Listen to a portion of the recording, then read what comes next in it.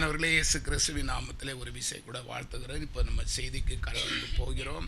ஓசியா தீர்க்கதரிசி புஸ்தகம் அதனுடைய 4வது அதிகாரம் 6வது வசனம். என் ஜனங்கள் அறிவில்லாமையினால் சங்காரம் ஆகிறார்கள். நீ அறிவை வெறுத்தாய், ஆகையால் நீ என் ஆசாரியனாய் இராதபடிக்கு நான் உன்னை வெறுத்து விடுவேன். நீ உன் தேவனுடைய வேதத்தை மறந்தாய், ஆகையால் நானும் உன் பிள்ளைகளை மறந்து விடுவேன். இந்த வார்த்தையின் தலைப்பிலே தான் நம்ம இன்னைக்கு வேதத்தை வாசிக்க போகிறோம். அன்பானவர்களே, என் ஜனங்கள் அறிவு இல்லாமையினால் சங்காரம் ஆகிறார்கள். கவனிங்க, இன்னைக்கு நம்ம தேசத்தில் பார்க்குறோம் இல்லையா, மனுஷனே கொல்லுகிற ஒரு அனுபவம். வெடிகுண்டை வச்சு மனப்பூர்வமாக கொலை. ஒரு சாதாரண காக்க கூட அது காக்கா செத்துனா அது கூட கரையும். அந்த மனித நேயம் இல்லாத கடைசி காலம், அன்பு தணிந்து போயிற்று. அப்படி என்றால் ஆண்டவர் சொன்னது எவ்வளவு உண்மை. என் ஜனங்கள் அறிவு இல்லாமையினால் சங்காரம் ஆகிறார்கள். அல்லேலூயா. இன்னைக்கு ஆண்டவர் சொன்ன வார்த்தை பாருங்க. அந்த மத்தேயு சுவிசேஷம் 24வது அதிகாரம் 7வது வசனம். ஜனத்துக்கு விரோதமாய் ஜனமும் ராஜ்யத்துக்கு விரோதமாய் ராஜ்யம் எழும்பும். பஞ்சங்களும் கொள்ளை நோய்களும் பூமி அதிர்ச்சிகளும் பல இடங்களில் உண்டாகும். அன்பானவர்களே, இன்னைக்கு நடக்கிற சம்பவம் தேவனால் முன்குறிக்கப்பட்டது என்று கூட சொல்லலாம். வேதத்தின் அடிப்படையை வைத்து நம்ம பார்க்கும்போது ஜனத்துக்கு விரோதமாய் ஜனமும் ராஜ்யத்துக்கு விரோதமாக தான் இப்போ நடக்குது. நம்ம நினைத்து கொள்ளுவோம் இது திடீரென்று எதிர்பார்த்தது. ஆனால் கர்த்தர் சொன்ன தீர்க்க தரிசனம் நிறைவேறுகிற கடைசி காலத்திலே நாம் வைக்கப்பட்டு இருக்கிறோம். அந்த வெடிகுண்டு கலாச்சாரம், திடீர் மரணம் பேசிக்கொண்டே இருக்கு. வீட்டில் இருப்பாங்க, வீட்டை விட்டு எங்கே போக முடியும், எங்கே எந்த குண்டு எந்த இடத்துல விழணும்னு தெரியாது. பாதுகாப்பு ஒரு இடமும் நீ தனியாக வைக்க முடியாது. எத்தனை நாள் அப்படி பாதாளத்துக்குள்ளே இருக்க முடியும்? அன்பான நினச்சி பாருங்க. அப்படின்னா ஆண்டவர் சொல்லுகிற காரியம் நம்ம வேதத்தில் படிக்கிறோமே, நமக்கு அந்த அறிவு ஞானம் தெளிவு கண்டிப்பாக ஒவ்வொருவருக்கும் இருக்க வேண்டும். இன்னைக்கு நம்ம கண்கூடா பார்க்கிறோம், யாரும் இதை மறுக்க முடியாது. இப்படி கொலை, இது கொலை தான், பச்சையான கொலை. மெனக்கெட்டு போய் குண்டை தூக்கி ஒரு வீட்டுக்கு மேலே போடுறது, கட்டிடத்துக்கு மேலே போடுறது, ஆஸ்பத்திரிக்கு மேலே போடுறது, ஜனங்கள் மேலே போடுறது, பர்பஸாக கொலை. மனுஷனுக்கு மனுஷன், ஜனத்துக்கு விரோதமாய் ஜனமும். பாருங்க, சில விளக்கங்களை எனக்கு தெரிஞ்சதை நான் சொல்கிறேன். வேதத்தில் பாருங்க, வெளிப்படுத்தின விசேஷம் 6வது அதிகாரம் 4வது வசனத்தில் இந்த வசனம், அப்பொழுது சிவப்பான வேறொரு குதிரை புறப்பட்டது, அதன் மேல் ஏறி இருந்தவனுக்கு பூமியில் உள்ளவர்களை ஒருவரை ஒருவர் கொலை செய்யத்தக்கதாக சமாதானத்தை பூமியிலிருந்து எடுத்து போடும்படியான அதிகாரம் கொடுக்கப்பட்டது. ஒரு பெரிய பட்டயம் அவனுக்கு கொடுக்கப்பட்டது. இந்த வசனத்தை பாருங்க. சுமார் 2019வது வருஷம் டிசம்பர் மாதம் நம்ம தேசத்தில் ஒரு கொடூரமான கொரோனா வியாதி பரவியது. ஆண்டவர் சொன்னது போல, ஆமாம், ஜனத்துக்கு விரோதமாக ஜனமும் ராஜ்யத்துக்கு விரோதமாக ராஜ்யம் அழியும். பஞ்சங்களும் கொள்ளை நோய்களும். கொள்ளை நோயை ஆண்டவர் அனுப்பினார். அந்த சம்பவம் நடந்தது, ஆண்டவர் அனுப்பினார்னு எப்படி வச்சுக்கிட்டாலும் சரி, சம்பவம் அவர் சொன்னது நிறைவேறுகிறது, அவ்வளோதான். ஆண்டவர் யாரையும் கொலை செய்கிற தேவன் அல்ல. சூழ்நிலை வரும், நம்ம எச்சரிக்கையாக இருக்கும்படி ஆண்டவர் எழுதி வச்சார். இப்போ அதுக்கும் இதுக்கும் ஒரு ஒற்றுமை இருக்குது. நான் இந்த வேதத்தின் அடிப்படை கண்டது சொல்கிறேன். சிவப்பான வேறொரு குதிரை, பரலோகத்திலே யோவானுக்கு தரிசனமாகிற இந்த காரியம். அந்த குதிரையில் ஏறி வருகிறவனுக்கு பூமியில் உள்ளவர்களை ஒருவரை ஒருவர் கொலை செய்யத்தக்கதாக, ஒருவரை ஒருவர். 2019வது ஆண்டு சீனாவில் முதல் கொரோனா பரவியது. அதனுடைய தன்மை என்ன தெரியுமா? அந்த தூதனுடைய தன்மை ஒருவரை ஒருவர் கொலை செய்யத்தக்கது. ஒருவரை ஒருவர் கொலைன்னு சொன்னால் ஒரு மனுஷத்திலிருந்து ஒரு மனுஷனுக்கு பரவும். அது அந்த வியாதி, கொரோனா வியாதி எப்படி பரவும்? ஒரு மனுஷன்ட்டு அடுத்த மனுஷனுக்கு அந்த சளி, அந்த தும்மல். அதான் அந்த வசனம் சொல்லுகிறது, ஒருவரை ஒருவர் கொலை செய்யத்தக்கதாக. கவனிச்சிங்களா? அதுக்கு ஒரு பட்டயம் கொடுக்கப்பட்டது. அந்த பட்டயத்துக்கு பேர் தான் கொரோனா. அல்லேலூயா, கொரோனா. இப்போ இதை மனசில் வச்சிடுங்க. அப்போ ஆண்டவர் அந்த சோப்பு குதிரையில் ஏறி வருகிறவனுக்கு பேர் ஒரு பட்டயம். அது ஒருவரை ஒருவர் கொலை செய்யத்தக்கதாக, புரியுதா, ஒருத்தனிருந்து ஒருத்தனுக்கு பரவத்தக்கதாக. அதனுடைய விளக்கம் எங்கே பாருங்க, சகாரியா தீர்க்கதரிசி புஸ்தகம். 2 தீர்க்க தரிசனம் ஒரே மாதிரி தான் இருக்கும்.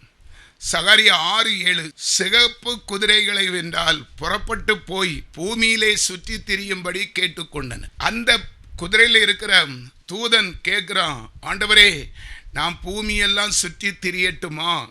கவனிங்க, பூமியிலே சுற்றி திரியும்படி கேட்டுக்கொண்டன. அதற்கு அவர் போய் பூமியில் சுற்றி திரியுங்கள் என்றார். அப்படியே பூமியிலே சுற்றி திரிந்தன.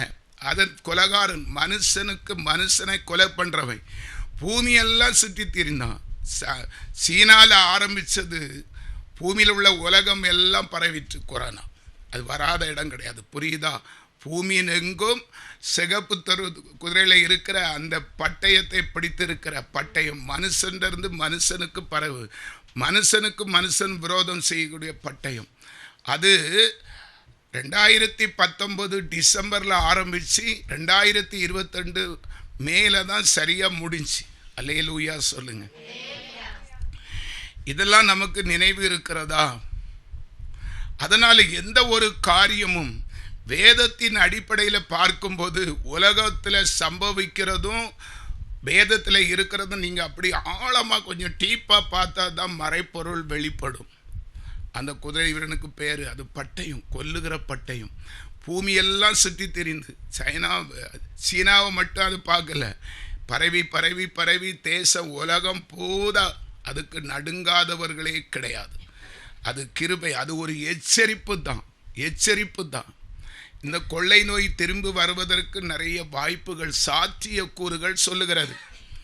அந்த ஈரான் முந்தானால நேற்று ஒரு அறிவிப்பு கொடுத்தான், ஏன்ட ஒரு வெப்பன்ஸ் இருக்குது அவனை பாருங்கள், கடைசி நான் அதை போட போகிறேன்னு சொல்கிறான். அது போட்டால் எத்தனையோ 1000 குண்டுகளுக்கு மேலான பவர்ஃபுல் அணுகுண்டு, அது ரசாயன குண்டு. அதை போடுறோன்னு மிரட்டுறான், உலகமே ஐநாவே பயந்து நடுங்குது. அப்போ அதிலிருந்து தான் கொள்ளை நோய் வரும். அப்போ கொள்ளை நோய் திரும்ப வருவதற்கு வாய்ப்புகள் அதிகமாக இருக்கிறது. இப்போ நான் சொல்கிறேன், எத்தனை பேர் கொரோனாவில் செபித்தோம்? எத்தனை பேர்? எத்தனை எங்கே செபித்தோம்? வீட்டுக்குள்ளே இருந்தால் செபித்தோம். அப்புறம் சர்ச்செல்லாம் பூட்டிட்டாங்க. ஆமாம். ஆனால் ஒன்று, எல்லாரும் சர்ச்சையெல்லாம் திறந்து வச்சு செபித்து இருந்தால் அந்த கொரோனா நிறைய பேரை பாதிச்சிருக்காதுன்னு சொல்லலாம். நம்ம செபிக்கலைங்க. நமக்குன்னு ஒரு தனித்தன்மை இருக்கிறது. கிறிஸ்தவ பிள்ளைகள் அவருடைய சந்ததிகளுக்கு என்று ஒரு தனித்தன்மை இருக்கிறது. செபம் எல்லாவற்றையும் செய்யும். நம்ம பயந்துட்டோம் இல்லையா, சோர்ந்து போயிட்டோம். பேசுறது பெந்தேகோஸ் அது இது எல்லாம் பேசுகிறோம், சபை உபவாசம் கூட கிடையாது, எல்லாருக்கும் கிளி இருக்கிறது. ஆனால் அந்த சமயத்தில் நாங்கள் இன்னும் அறியாமல் தான் போனோம். நாங்கள் இப்படியெல்லாம் வீராப்பில் போகல. நானும் என் மனைவியும் 2019 ஆல் ரவுண்டு தமிழ்நாடு ஆந்திரா பூதா ஊழியம் 2000 ஒரு காரை எடுத்து ஆண்டவர் தந்தார். கார்லேயே புறப்பட்டு நிறைய பேர் ஒரு மாதிரி பார்த்தாங்க, இங்கே கொரோனா படகு இவனுக்கு இப்படி தெரியும். ஆந்திராவில் பயங்கர ஸ்பீடு. ஆனால் கேள்விப்பட்டேன் பாருங்கள், ஆந்திராவில் ஒரு கிராமத்தில், குறிப்பிட்ட கிராமத்தில் அந்த கொரோனா போகவே இல்லையாம். காரணம், ஒரு மூதாட்டி, ஒரு வயசான தாயார், அவங்க சொன்னாங்களாம், ஆண்டவரே காலையில் எந்திரிச்ச உடனே அப்படி சூரியனை கிழக்க பார்த்து நின்று, ஆண்டவரே என் தேசத்துக்கு என் கிராமத்துக்கு கொரோனா வரக்கூடாது, பாரத்தோடு எனக்கு வரக்கூடாது, என் குடும்பத்துக்கு என் பிள்ளைக்குன்னு சொல்ல, என் கிராமத்துக்கு கொரோனா வரக்கூடாது தினமும் செபித்தார்களாம். அந்த கிராமத்தில் கொரோனாவில் ஒருவர் மரணத்தை சந்திக்கலாம். அல்லேலூயா சொல்லுங்க. சென்னையில் ஒரு காப்பகம் இருக்குதான், காப்பகம் நான் கேள்விப்பட்டது தான் சொல்கிறேன், நான் போய் கிட்டே இருந்து பார்க்கல, கேள்விப்பட்டது. ஒரு காப்பகத்தில் ஒரு டீச்சர், ஒரு ஆயா, எங்கள் காப்பகத்தில் எந்த பிள்ளையாவது உதவி செய்கிற எந்த ஒரு தொழிலாளியை தொடக்கூடாது என்று சொல்லி அந்த சகோதரி தினமும் ஜெபம் பண்ணுவோம். அந்த காபகத்திலும் இந்த 2-3 வருஷமாக கொரோனா வரவே இல்லையா. ஒரு அல்லேலூயா சொல்லு. இப்படி நம்ம பார்த்தா நம்ம செபித்திருந்தால் அநேகவர் உயிர் மிஞ்சி இருக்கும். அல்லேலூயா. நமக்கு மரண பயம் இருக்கிறது. அல்லேலூயா சொல்லுங்க.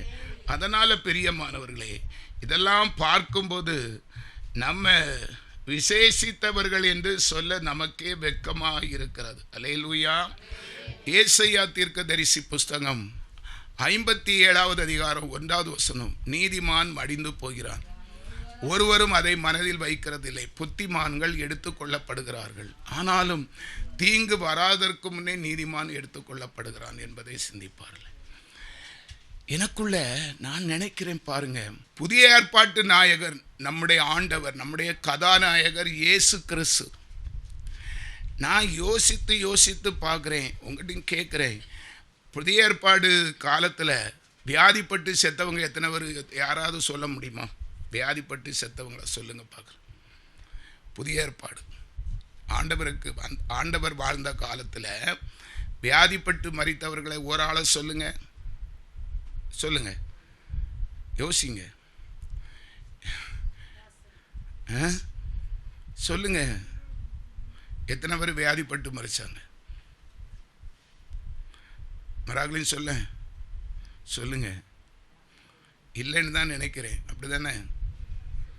அப்போ எப்படிங்க நிறைய பேர் இந்த வியாதி எனக்கு ஆண்டவர் போட்டது, இப்போ அப்படி நிறைய பேர் சொல்ல பழகியிருக்காங்க. அது பாவம் இல்லையா? பாவம் தானே. ஆனால் எனக்கு அறிவுக்கு இந்த ஒரு பழைய ஏற்பாடு அந்த வசனம் மட்டும் வருது. சில நீதிமான்களும் மடிந்து போகிறார்கள், ஊழியம் செய்கிறவர்கள் கூட மடிந்து போகிறார்கள். ஆனால் பரிசுத்த வேதம் புதிய ஏற்பாட்டில் ஒருவரையும் ஆண்டவர் சாக கொடுக்கலை. அவரே மரித்து எல்லாரையும் உயிர்ப்பித்தார். அந்த காலத்தில் இருக்கிற நாம் எப்படிங்க சொல்ல முடியும்? இன்னைக்கு நிறைய பரிசுத்தவான்கள் என்று சொல்லுகிறவர்கள் கூட கூசாமல் நான் கர்த்தருக்குள் நித்திரை அடைய போறேன் சொல்லவே கூடாது. ஒருவேளை சொல்லலான்னு நினைக்கிறேன். இந்த வசனத்தை வைத்து நீதிமான் மடிந்து போகிறான். நம்ம அந்த அளவுக்கெல்லாம் நீதிமான் கிடையாது, ஒருவரும் கிடையாது. நீதிமான் பரிசுத்தன் சொன்ன தேவன் ஒருவரே பரிசுத்தர். அல்லேலூயா. அதனால் கூடிய அளவு அப்படி சொல்லி நான் அப்படி சொல்கிறேன்னு சொல்லி நீங்கள் அதை விதர்ப்பமாக போய் கதையை கட்டி விட்டுறாதீங்க. இப்படியெல்லாம் சபையில் பேசினாருன்னு சொல்லி. அல்லேலூயா. தயவு செய்து கொஞ்சம் ஞானமாய் நம்ம நடக்கிறது நல்லது.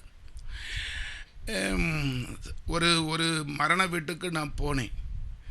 நான் பேர் சொல்ல விரும்பலை. ஒரு மரண வீட்டுக்கு போனேன். ஆண்டவரை அறியாத 2 பேர் பேசி கொண்டார்கள். எனக்கு அந்த இடம் புதுசானால கேள்விப்பட்டு போகும்போது இந்த ஆள் ஓடி ஊழியம் செய்தார். இயேசு பெரிய தெய்வம்னு சொல்கிறாங்க, இவரே பிழைக்கலையே, இவர் இனி எத்தனை பேர் பிழைக்க போகிறாங்க அப்படின்னு பரியாசம் பண்ணதை போல் பேசிக்கிட்டாங்க. எனக்கு ரொம்ப மனசு ஒரு பெரிய உளைச்சலாக இருந்தது. அப்போது ஊழியம் செய்கிறவர்களால் இருந்தாலும் சரி, நம்மளால் தேவநாமம் தூசிக்கப்படுகிறது புறஜாதி மக்கள் மத்தியில். இல்லைன்னு சொல்ல முடியுமா? தூசிக்கப்படுறது தானே. ஆனால் நான் அன்னையிலேருந்து யோசிக்கிறேன். ஆண்டவரே, எத்தனை பேர் நம்ம இயேசப்பா அந்த உலகத்துக்கு வந்த பிறகு மரித்திருக்காங்க.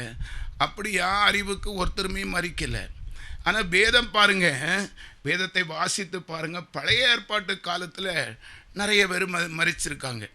வேதம் சொல்லுது, உபாகமம் 28வது அதிகாரம் 15வது வசனம், இன்று நான் உனக்கு விதிக்கிற உன் தேவனாகிய கர்த்தருடைய எல்லா கற்பனைகளின் படியும் கட்டளைகளின் படியும் நடக்க கவனமாய் இருப்பதற்கு அவர் சத்தத்திற்கு செவி கொடாதே போவையாகில் இப்பொழுது சொல்லப்படும் சாபங்கள் எல்லாம் உன்மேல் வந்து பலிக்கும். இது பழைய ஏற்பாட்டில் நடந்தது, யாரும் மறுக்க முடியாது. அதில் உள்ள சில வியாதிகளை குறித்து நான் சொல்கிறேன்.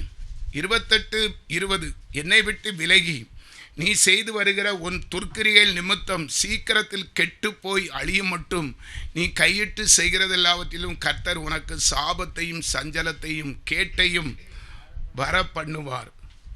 22, கர்த்தர் உன்னை ஈழையினாலும் காய்ச்சலினாலும் உஷ்ணத்தினாலும் எரிபந்தத்தினாலும் வறட்சினாலும் கருக்காயினாலும் விசைப்பனியினாலும் பாதிப்பார். நீ அழிய மட்டும் இவைகள் உன்னை பின்தொடரும். இதெல்லாம் கர்த்தர் பழைய ஏற்பாட்டில் நமக்கு சொல்லியிருக்கிறார். இன்னும் ஒரு 2 வசனத்தை நான் சொல்கிறேன் பாருங்க, கவனிங்க. அதனுடைய 28, 27 நீ குணமாகாதபடிக்கு கர்த்தர் உன்னை எகிப்தின் எரிபந்தமான பருக்களினாலும் மூல வியாதினாலும் சொறினாலும் சிறங்கினாலும் பாதிப்பார். 28 இருக்குது, 28 அதை வாசிச்சிடும். கர்த்தர் உன்னை புத்தி மயக்கத்தினாலும் குருட்டாட்டத்தினாலும் மன திகைப்பினாலும் பாதிப்பார். இதெல்லாம் நம்ம படித்தோம். ஆனால் இப்போ நம்ம இருக்கிற காலத்தில் தான் நம்ம பார்க்க முடியும்.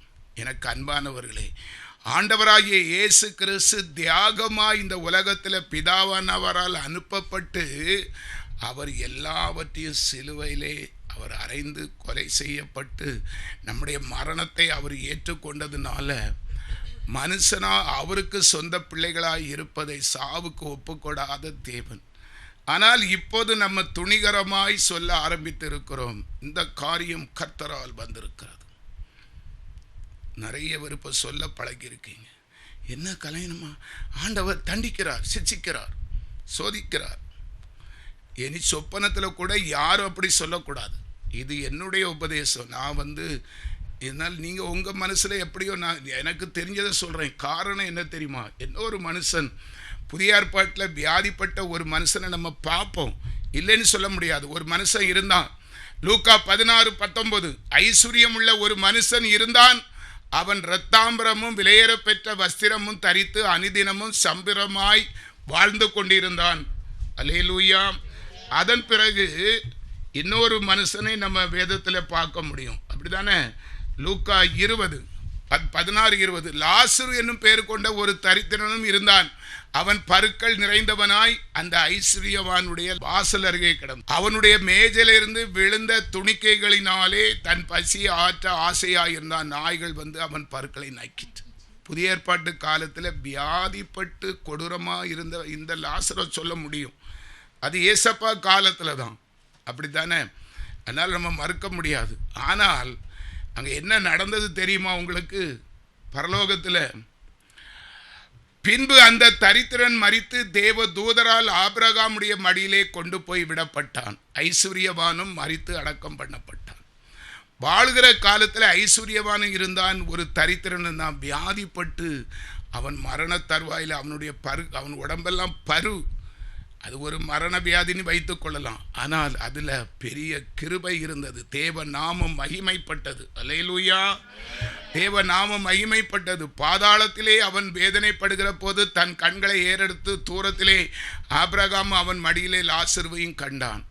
லாசரு வியாதிப்பட்டு உடம்பெல்லாம் பருக்களால் அசிங்கப்பட்டு ஒரு நாய்கள் நக்கிற அளவுக்கு ஆண்டவர் அவனை பாதித்தார் என்றால் அவன் நிமித்தம் பரலோகமே பரவசப்பட்டது.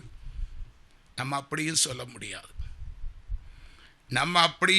முடியாது. புரிந்து கொள்ளுங்கள். இன்னும் நம்ம வேதத்திலே நான் பார்க்க போனா இன்னொரு காரியத்தை நான் சொல்றேன், கொஞ்சம் புரிந்து கொள்ளுங்க. யோவான் சுவிசேஷம் 11வது அதிகாரம் அதனுடைய 4வது வசனம். இயேசு அதை கேட்ட பொழுது, இந்த வியாதி மரணத்துக்கு ஏதுவாயிராமல் தேவனுடைய மகிமை விளங்குவதற்கு ஏதுவாய் இருக்கிறது. தேவனுடைய குமாரனும் அதனாலே மகிமைப்படுவார் என்றார். ஒரு அல்லேலூயா சொல்லுங்க. லாசரு மரித்தான். நீங்க உத்தரவாதம் சொல்லல, பார்த்தீங்களா? லாசரு மரித்தான். ஆனால் அந்த வியாதிக்கு ஆண்டவர் சர்டிபிகேட் கொடுத்தார். இது மரணத்துக்கு ஏதுவான வியாதி இல்லை, சொன்னதை செய்கிற தேவன் நம்முடைய ஆண்டவர் இயேசு மரித்த லாசருவை உயிரோடு எழுப்பி விட்டார். நாமளும் அவன் பூலோகத்தில் மறுபடியும் திருப்பப்பட்டான். சாதன் அவனுடைய அந்த அற்பமான மனுஷன் மரணத்தினால தேவ நாமும் மகிமைப்பட்டது. இப்போ நம்ம அப்படியும் சொல்ல முடியாது. அதனால் நான் சொல்லுகிறது யாத்ராமுகத்தில் சில காரியங்கள் நம்ம பார்த்தோம் என்று சொன்னால், ஆண்டவர் ஒருவேளை நீங்கள் கேட்கலாம், ஏன் பிரதர் அப்போ மூல நோய், ஈழ காய்ச்சல் இப்படியெல்லாம் ஆண்டவர் அனுப்பினார் என்று சொல்லப்பட்டு இருக்கிறது. வசனத்தை கவனிங்க. யாத்ராகமும் 8வது அதிகாரம் 22வது வசனத்தில், பூமி நடுவில் நானே கர்த்தர் என்பதை நீ அறியும்படி என் ஜனங்கள் இருக்கிற கோசேன் நாட்டில் அந்நாளிலே வண்டுகள் வராதபடிக்கு அந்த நாட்டை விசேஷப்படுத்தி, கொள்ளை நோய் வந்தா வரிசைய வாரிட்டு போகும், அதுக்கு இரக்கமே இருக்காது. ஆனால் தேவனாகிய கர்த்தர் எகிப்தில் அந்த கொள்ளை நோய் வந்த பிறகும் இஸ்ரவேல் ஜனங்கள் வசிக்கிற கோசேன் என்கிற அடிமை நாட்டாக இருந்தாலும் அந்த நாட்டில் வண்டுகள், பொல்லாத விஷ வண்டுகள் வராதபடிக்கு அந்நாட்டை ஆண்டவர் விசேஷப்படுத்தினார். அல்லேலூயா. 23வது வசனம், என் ஜனங்களுக்கும் உன் ஜனங்களுக்கும் வித்தியாசம் உண்டாகும்படி செய்வேன், இந்த அடையாளம் நாளைக்கு உண்டாகும் என்று கர்த்தர் சொல்லுகிறார் என்று மோசையோடு சொன்னதை கர்த்தர் செய்தார். கோசை நாள், அது எப்படி ஒரே நாட்டுக்குள்ள அந்த விஷவண்டு இல்லாமல் போகும்? அதுதான் அதிசயம். அதிலையும் கூட பாவம் செய்கிறவர்களுக்கு தான், தேவனை மறுதலித்தவர்களுக்கு தான் ஈழை, காய்ச்சல், வியாதி, பெரிய பெரிய கஷ்டம், மரணம் எல்லாம் ஆண்டவர் அனுபவித்தார். அல்லேலூயா. இனி நம்ம தொடர்ந்து பார்ப்போம் என்று சொன்னால், அப்படியே கர்த்தர் செய்தார். மகா திரளான வண்டு ஜாதிகள் பார்வன் வீட்டிலும் அவன் ஊழியக்காரர் வீடுகளிலும் எகிப்து தேசம் முழுவதிலும் வந்தது. வண்டுகளினாலே தேசம் கெட்டு போயிற்று. ஆனால் இஸ்ரவேல் ஜனங்களுக்குள்ளே அதை கொண்டு வரவில்லை. அப்படியும் நம்ம என்ன செய்யவில்லை, அதெல்லாம் நினைச்சு இன்னும் நம்ம மனம் திரும்பவில்லை. அப்போ கர்த்தர் சொன்ன தீர்க்க தரிசனம் நமக்கு நிறைவேற வேண்டும் என்று சொன்னால், இன்னும் 2 காரியத்தை சொல்லி நான் அதனுடைய விளக்கத்தை சொல்லி ஜெபிக்கிறேன். பாருங்க, யாத்ராகமம் 14:17, வரும்படி நான் அவர்கள் இருதயத்தை கடினப்படுத்தி பார்வனாலும் அவன் இரதங்கள், குதிரை வீரர் முதலாகிய அவனுடைய எல்லா இராணுவத்தாலும் மகிமைப்படுவேன். ஆண்டவர் இஸ்ரவேலை அந்த இரட்சகர் மோசை மூலமாக ஆண்டவர் வெளியே கொண்டு வந்து பாலைவனத்தில் செங்கடல் பக்கத்தில் கொண்டு நிறுத்துகிறார். எவ்வளவு முறுமுறுப்பு தெரியுமா? அவ்வளவருமே முறுமுறுத்தார்கள். கர்த்தர் கொடூரமானவர், நம்மளை எல்லாத்தையும் சேர்த்து இந்த கடலுக்குள்ளே அழிக்க போகிறார், இல்லைன்னு சொன்னால் பார்வோன் படை வந்து நம்மளை எல்லாம் கொலை செய்ய போகிறது, அப்படித்தான் சொல்லி பயங்கரமாய் முறுமுறுத்தார்கள்.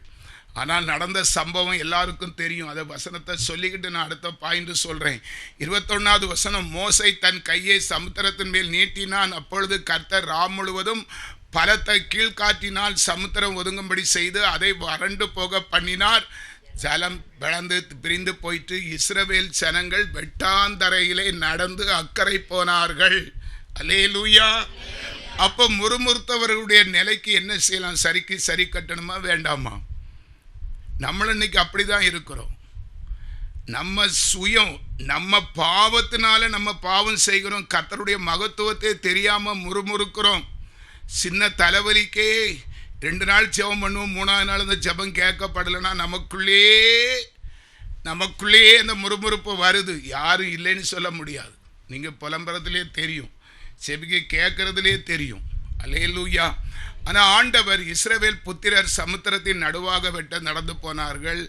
அடுத்ததை பார்ப்போம். 14:28 ஜலம் திரும்பி வந்து ரதங்களையும் குதிரை வீரரையும் அவர்கள் பின்னாக சமுத்திரத்தில் பிரவேசித்திருந்த பார்வோனுடைய இராணுவம் அனைத்தையும் மூடிக்கொண்டது. கர்த்தர் எது செய்தாலும் நன்மைக்கு செய்வார். உனக்கு ஒரு பல்வலி வரும்னா அதுக்கு ஆண்டவருக்கு ஒரு உள்ளர்த்தம் இருக்கும். தயவு செய்து அப்போ அந்த குடும்பத்தில் நான் போய் பார்க்கும்போது எல்லாரும் அழுக, மரித்து விட்டார், போதகர் மரித்து விட்டார். நிறைய ஒரு சொன்னார், நீதிமான் தேவ சமூகத்தில் இருக்கிறான். ஒருவேளை அது பழைய ஏற்பாட்டில் சொன்னால் பொருந்தும். ஆனால் இந்த ஏற்பாட்டில் இயேசு இப்படியெல்லாம் கர்த்தர் நமக்கு செய்தார். சங்கீதம் 103:3 கர்த்தர் சொல்லுகிறார், அவர் உன் அக்கிரமங்களை எல்லாம் மன்னித்து உன் வியாதிகளெல்லாம் குணமாக்கி. அல்லேலூயா. உபாகமம் 7:15 கர்த்தர் சகல நோய்களையும் உன்னை விட்டு விலக்குவார், உனக்கு தெரிந்திருக்கிற எகிப்தியரின் கொடிய ரோகங்கள் ஒன்று உன்மேல் வரப்பண்ணாமல் உன்னை பகைக்கிற யாவர் மேலும் அவைகளை வரப்பண்ணுவார். அல்லேலூயா. ஏசாயா 53:4 மெய்யாகவே அவர் நம்முடைய பாடுகளை ஏற்றுக்கொண்டு நம்முடைய துக்கங்களை சுமந்தார். நாமோ அவர் தேவனால் அடிபட்டு வாதிக்கப்பட்டு சிறுமைப்பட்டவர் என்று எண்ணினோம். அல்லேலூயா. இயேசு கிறிஸ்து மனுக்குலமாய் இருக்கிற நமக்கு ஒரு கஷ்டம், நஷ்டம், பாடு, மரணம், வியாதியில துன்பப்படக்கூடாதுன்னு சொல்லித்தான் அவர் தம்முடைய வியாதியை எல்லாம் அவர் சிலுவையிலே சுமந்தார் என்று வேதம் சொல்லுகிறது. அதையும் வாசித்து விட்டு சில விளக்கங்களை சொல்லுகிறேன். 5வது வசனம், நம்முடைய மீறுதல் நிமித்தம் அவர் காயப்பட்டு நம்முடைய அக்கிரமங்கள் நிமித்தம் அவர் நொறுக்கப்பட்டார், நமக்கு சமாதானத்தை உண்டு பண்ணும் ஆக்கினை அவர் மேல் வந்தது, அவருடைய தழும்புகளால் குணமாகிறோம். எனக்கு அன்பானவர்களே, பழைய ஏற்பாட்டு காலத்தில் போல இருந்தோம்னு சொன்னா, ஆண்டவராகிய இயேசு உலகத்திலே அவதரித்து 33 வயசு வரை வாழ்ந்து ஊழியம் செய்து நம்முடைய இழப்புக்காக அவர் தன்னையே இழந்து ஜீவ பலியாக மரித்து உயிர்த்தெழா விட்டால் மனுக்குலம் இன்னைக்கு இருந்திருக்கவே இருக்காது. ஒரு அல்லேலூயா சொல்லுங்க. அப்படியாய்ப்பட்ட தியாகமான நம்முடைய அன்பு ஆண்டவரை சொந்த இரட்சகராய் தரித்திருக்கிற புதிய ஏற்பாட்டு விசுவாசிகளான நாம் துணிகரமாய், ஆண்டவர் என்னை பாதிக்கிறார், கர்த்தர் வியாதியை கொண்டு வந்தார், என்னை சிறப்படுத்துகிறார், என்னை குற்றப்படுத்துகிறார், என்னை சோதனைக்கு உட்படுகிறார், என் குடும்பத்தில் நிம்மதி இல்லை, நம்ம பெரிய பரிசுத்தவானம் போலையும் ஆண்டவர் கெட்டவர் போல இருந்தானே நம்ம ஜெபம் எப்படிங்க நம்ம ஜெபம் கேட்கப்படும்? எத்தனையோ செய்திகள் இருக்குது. எனக்கு இப்படி என் மனசுல ஒரு ஆதங்கம் இருக்குது. எந்த லெவல்ல நம்ம அவர்கிட்ட முறுமுறுக்க முடியும்? நம்ம அந்த புஸ்தகத்தில் எவ்வளவு அதிகாரம் நிருபங்கள் இருக்குது. எத்தனை பேர் ஆண்டவர் உயிர்ப்பிக்கத்தான் செய்தார். அவர் இன்றைக்கும் உயிரோடு தானே இருக்கிறார். நேத்து கூட ஆண்டவர் எனக்கு கிரியை செய்தார். நேத்து கூட நான் உணர்ந்திருக்கிறேன். இன்னும் நானும் நிறைய உணர்வு அடைவேன்னு நினைக்கிறேன்.